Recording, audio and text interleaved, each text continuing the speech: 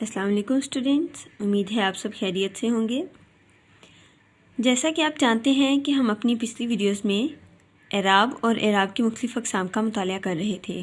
آج ہم اس کی مشق کریں گے۔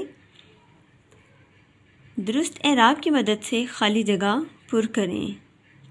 ہمیں خالی جگہ دی گئی ہیں جس میں ہم نے درست اعراب والے لفظ کی نشاندہی کرنی ہے اور اس خالی جگہ کو پر کرنا ہے۔ ڈیش کا دار و مدار نیت پر ہے۔ اب ہمیں لفظ دیا گیا ہے عمل اور عمل۔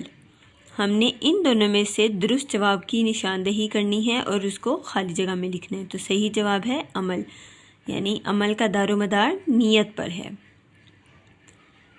عدالت میں ملزم بے ڈیش ثابت ہونے کی وجہ سے باعزت بری ہو گیا۔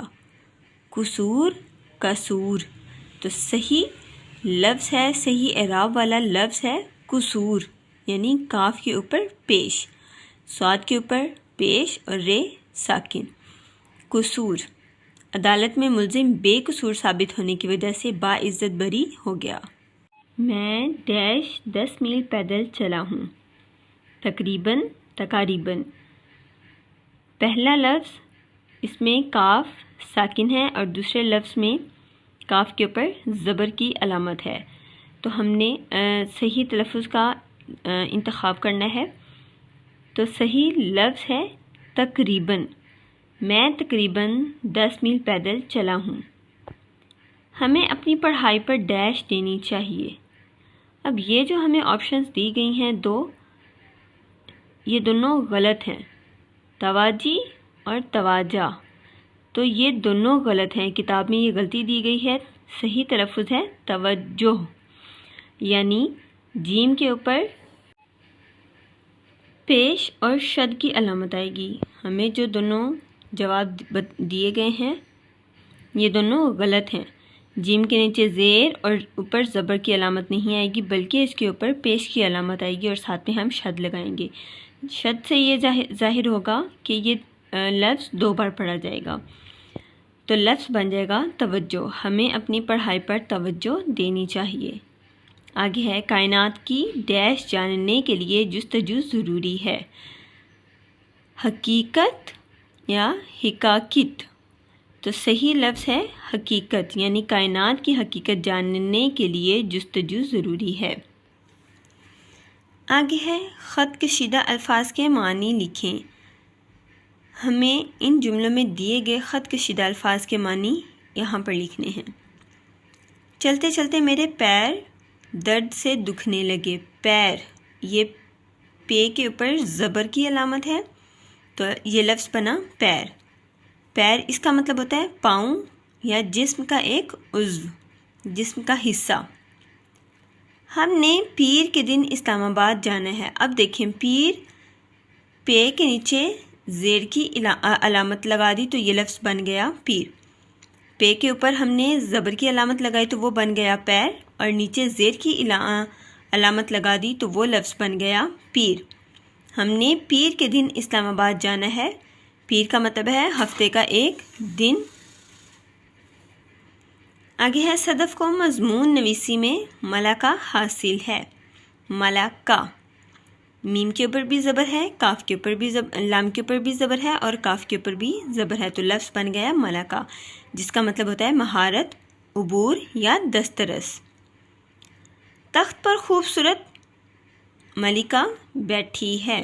ملکہ یعنی بادشاہ کی مؤنث۔ ارحم بیرونی ملک جانے پر ماصر ہے۔